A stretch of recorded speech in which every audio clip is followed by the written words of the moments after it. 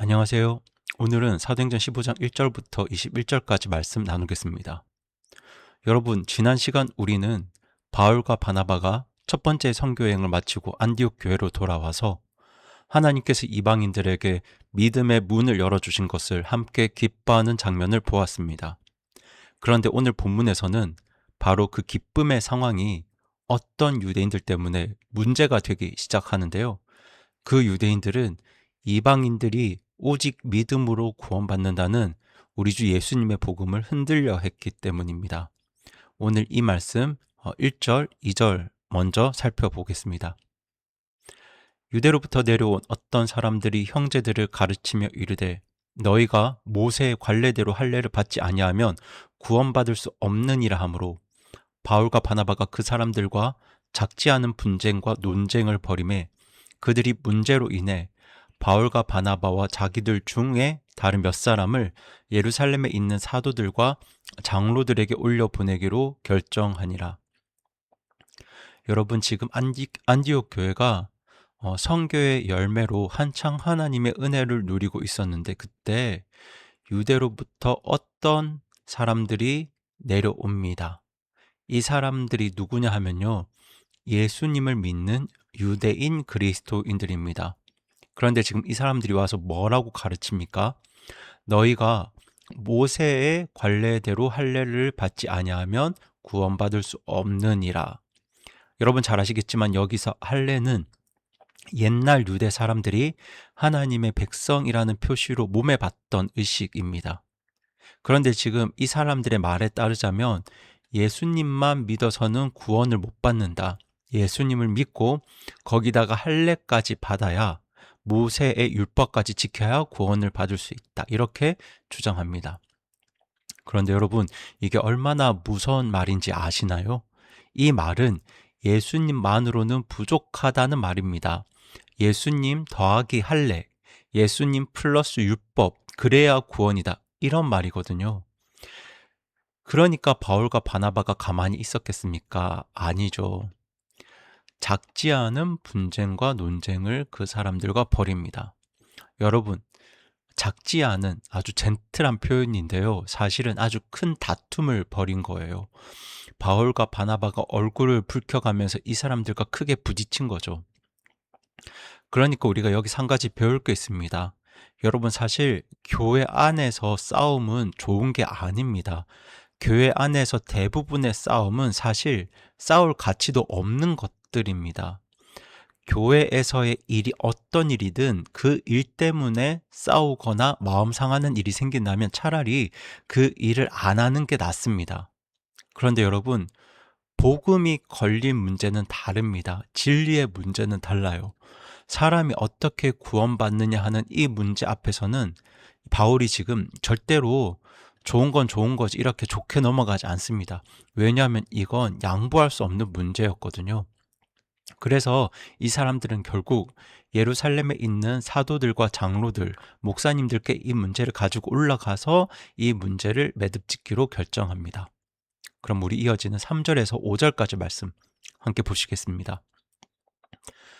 교회가 그들의 길로 내보내매 그들이 베니게와 사마리아를 지나면서 이방인들의 회심을 밝히 알려 모든 형제들에게 큰 기쁨을 끼쳤으며 그들이 예루살렘으로 와서 교회와 사도들과 장로들에게 영접을 받고 하나님께서 자기들과 함께 행하신 모든 일을 밝히 말하였으나 바리새인들의 분파에 속한 어떤 믿는 자들이 일어나 이르되 저들에게 할례를 행하고 모세의 율법을 지키라고 명령하는 것이 필요하다 하니라.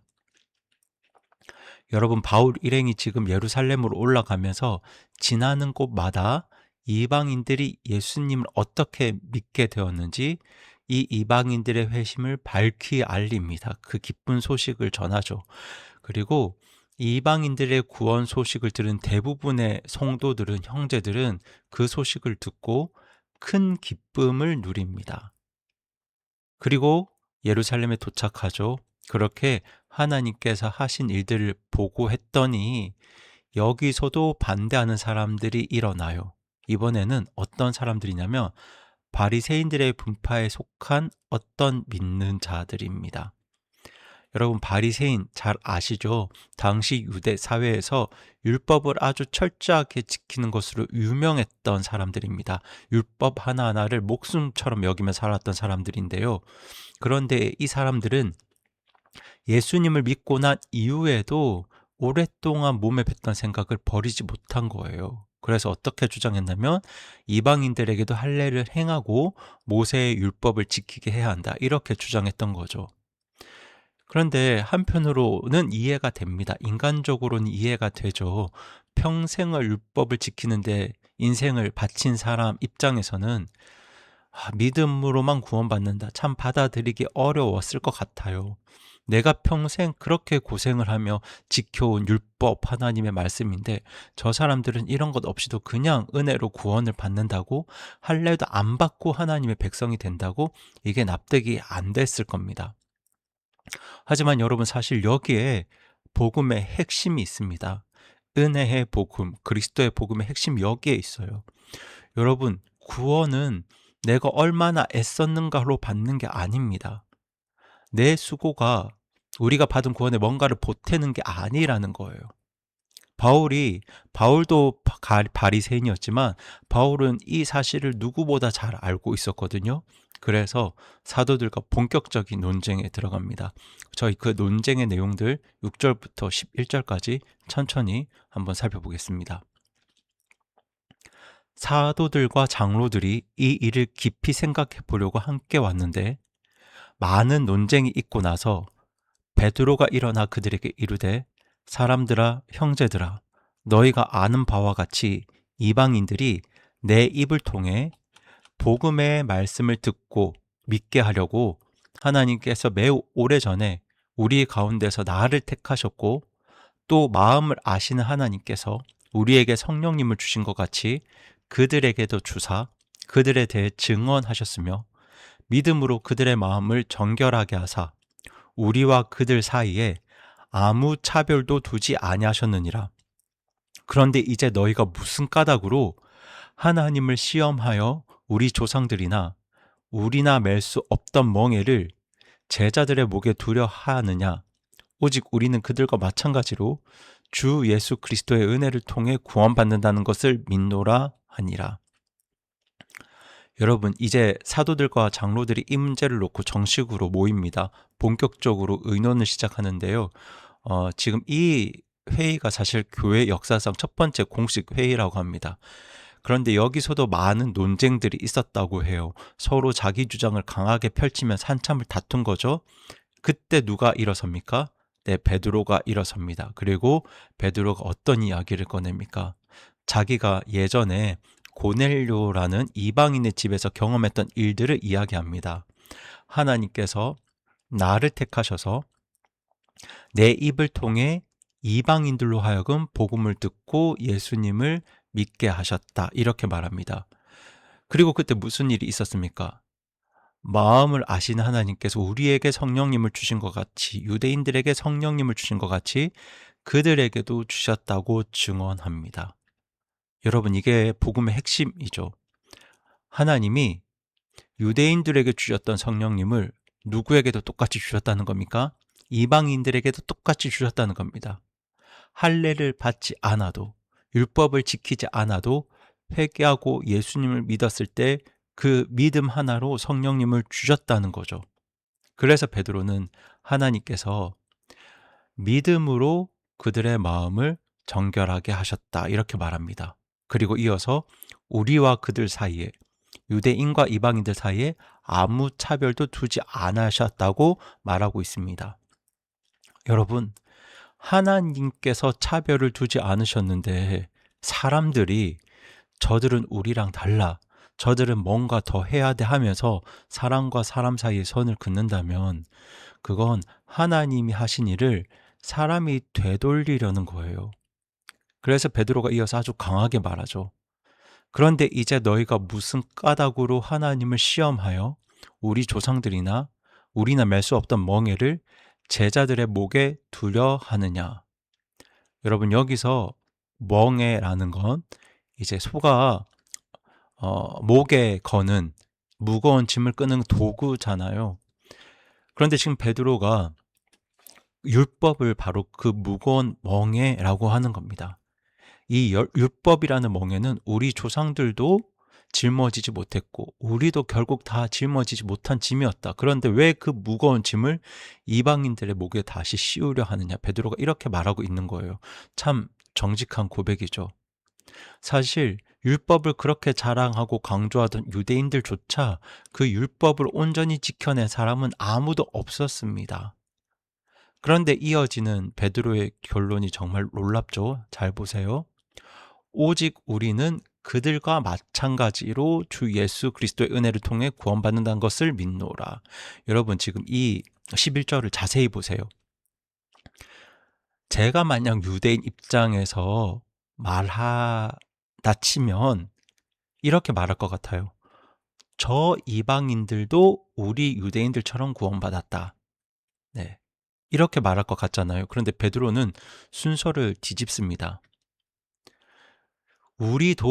우리는 그들과 마찬가지로 은혜를 통해 구원받았다. 네. 우리도 그들과 마찬가지로 구원받았다. 저들이 우리처럼 구원받았다가 아니고 우리도 그들처럼 구원받았다. 이렇게 말하고 있는 거예요. 그러니까 유대인이든 이방인이든 결국 똑같은 방식으로 은혜로 구원받았다는 걸 지금 강조하고 있는 거죠. 율법이 아니라 할례가 아니라 오직 주 예수 그리스도의 은혜를 통해서 구원받을 수 있다는 겁니다. 그런데 여러분 사실 사람에게 가장 이렇게 받아들이기 어려운 부분들이 이런 겁니다. 내가 오직 은혜로만 구원받는다. 우리는 자꾸 나의 착함이나 나의 어떤 노력이나 나의 수고가 이제 구원에 뭔가를 보탤 수 있다고 생각합니다. 그런데 아닙니다, 여러분. 여러분, 어, 여러분 혹시 오늘 하나님 앞에 서서 이런 질문을 받는다고 한번 생각해 보세요. 여러분이 만약에 오늘 뭐 예수님이 다시 오시든 하나님이 부르시든 그렇게 하나님 앞에 서게 되었을 때, 자, 하나님께서 내가 왜 너를 천국에 들어보낸 것 같니? 이렇게 물으신다면 여러분 어떻게 대답하시겠습니까? 이때 저는 교회 열심히 다녔고요. 헌금도 했고요. 교회 봉사도 열심히 했습니다. 이렇게 대답하시면 그건 아직도 예수님의 은혜 위에 나의 어떤 행위를, 나의 무언가를 더하고 있는 거죠. 우리는 그날 어떻게 대답해야 할까요? 주님, 사실 저는 하나님 나라에 들어갈 자격이 없는 사람입니다. 그런데 주님께서 예수 그리스도를 믿는 자는 누구든지 받아주겠다고 약속하셨기 때문에 저는 오직 예수님만 의지해서 그분의 은혜로 이 자리까지 왔습니다. 이렇게 고백해야 합니다. 베드로가 지금 이 이야기를 하고 있는 거예요. 그렇게 베드로가 이야기했을 때 거기 있는 사람들이 어떻게 반응했을까요? 우리 12절부터 18절까지 보시겠습니다. 그때 온 무리가 조용히 하고 바나바와 바울이 하나님께서 자기들을 통해 이방인들 가운데서 어떤 기적들과 이적들을 행하셨는지 밝히 말하는 것을 듣더니 그들이 말을 마치고 잠잠히 있은 뒤에 야고보가 응답하여 이르되 사람들아 형제들아 내 말에 귀를 기울이라.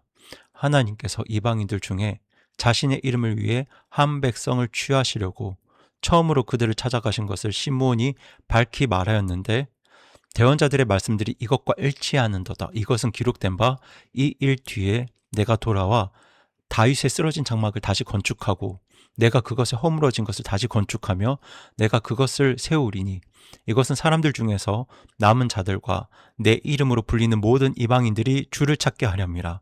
이 모든 일을 행하는 주가 말하노라 한과 같으니 세상이 시작된 이래로 하나님의 모든 일은 그분께 알려져 있느니라. 여러분 지금 베드로의 말이 끝나자마자 방금까지 시끄럽게 다투던 모든 사람들이 조용해집니다. 그리고 그 후에 바나바와 바울이 이방인들 가운데서 하나님께서 친히 행하시는 일들을 차분히 전할 때 그 이야기를 정말 다 듣습니다. 경청합니다. 여러분 이게 정말 귀한 장면이죠. 그렇게 심하게 다투던 사람들이 진리가 선포되니까 말씀이 선포되니까 그 말씀 앞에서 입을 다물고 귀를 기울이고 경청하고 있습니다. 자기가 틀렸을 수도 있다는 걸 들으려는 겸손한 마음들이 있었던 거예요. 저는 이것도 성령님의 역사라고 믿습니다. 그런데 그때 야고보가 일어나서 말합니다. 네, 야고보가 이어서 말하는데요. 여기서 야고보는 예수님의 동생이면서 예루살렘 교회를 이끌던 지도자였거든요. 그런데 야고보가 지금 뭐라고 정리하고 있냐면, 하나님께서 이방인들 중에서 자신의 이름을 위해 한 백성을 취하시려고 처음으로 그들을 찾아가셨다.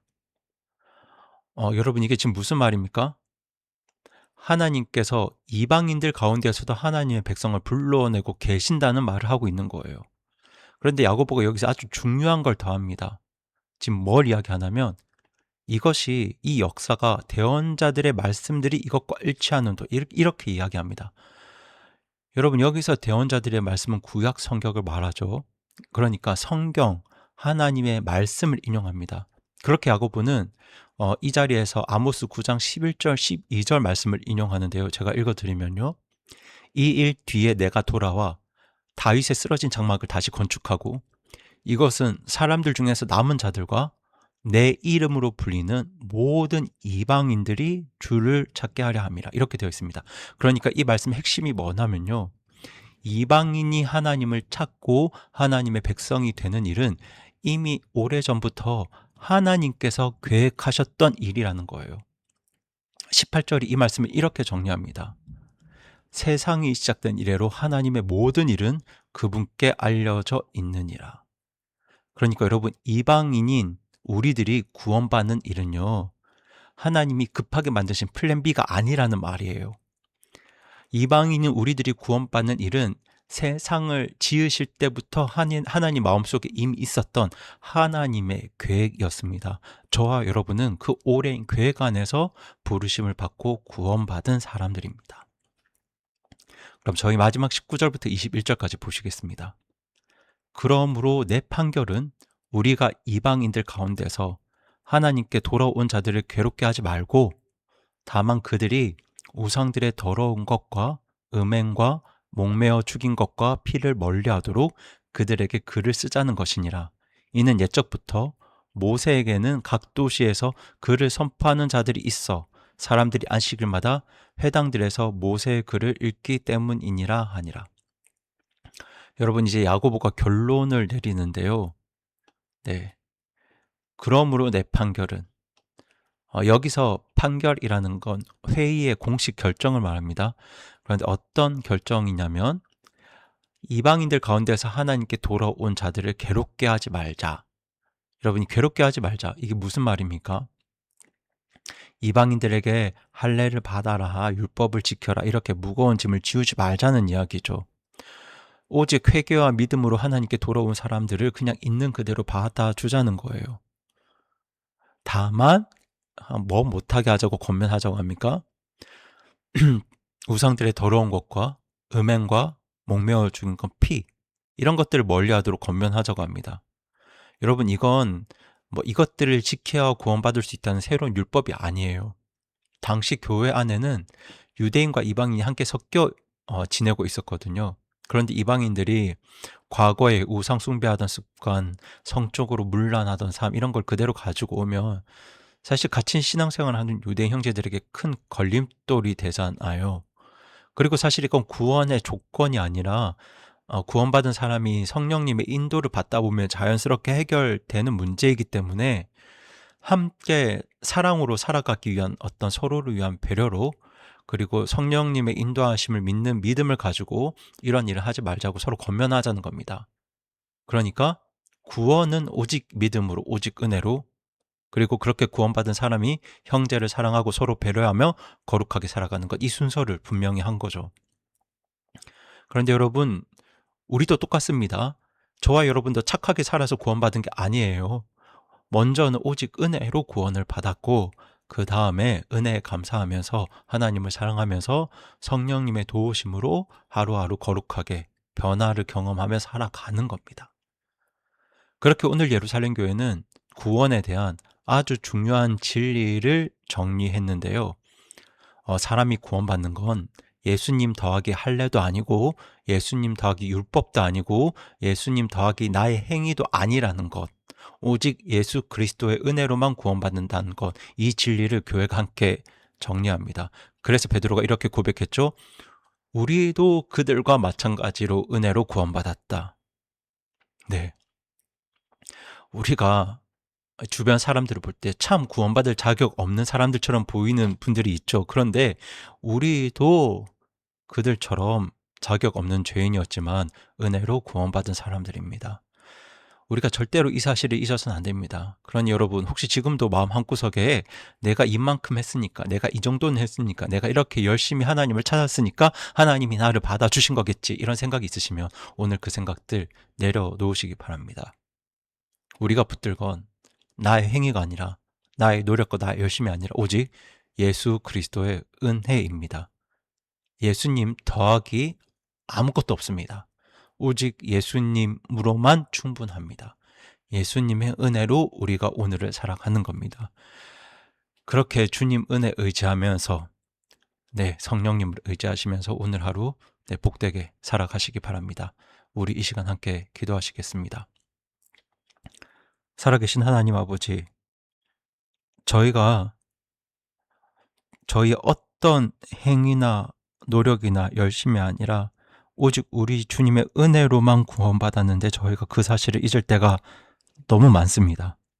그래서 마치 하나님께 무언가를 요구하는 것이 정당해 보이고 당당해 보이고 내가 이렇게 했으니까 저렇게 했으니까 주님께서 나에게 뭔가를 주셔야 하는 것처럼 그렇게 여기며 살 때가 너무 많습니다. 그리고 그런 마음들 때문에 참 함부로 남을 정죄하고 판단하면서 마치 내가 무엇이냐 되는 사람처럼 그런 교만한 마음을 가질 때가 참 많은데요. 주님, 그런 저희들을 불쌍히 참 긍휼하게 여겨주시고 정말 저희가 오직 예수님의 은혜로만 구원받았다는 사실을 잊지 않고 그것을 기억하며 그렇게 감사하면서 오늘 하루 살아갈 수 있도록 주님 저희를 붙들어 주시옵소서. 그리고 저희들 눈에 차지 않는 어떤 사람들이 볼 때, 우리 마음을 불편하게 하는 어떤 사람들이 볼 때 정말 그들을 향해 주님의 마음을 가지게 하시고, 사실 나도 저들과 같았는데 은혜로 구원받았음을 기억하면서 은혜의 복음을 전하는, 정말 은혜로 우리에게 구원을 주신 우리 주 예수님을 전하는 우리 성도님들, 그리고 제가 될 수 있도록 성령님께서 오늘 하루 우리의 삶을 인도해 주시옵소서. 그렇게 내가 받은 은혜를 기억하면서, 내가 은혜로 구원받았음을 기억하면서, 그리고 오늘 하루도 성령님을 통해 주님께서 내게 베푸시는 은혜가 충만할 것을 믿고 확신하면서 그렇게 주님의 은혜를 의지하며 복된 하루 살아갈 수 있도록 우리 모든 성도님들의 삶을 오늘 하루 붙들어 주시기를 간구드립니다. 이 모든 말씀 우리의 기도를 들으시는 우리 주 예수님의 이름으로 기도드립니다. 아멘.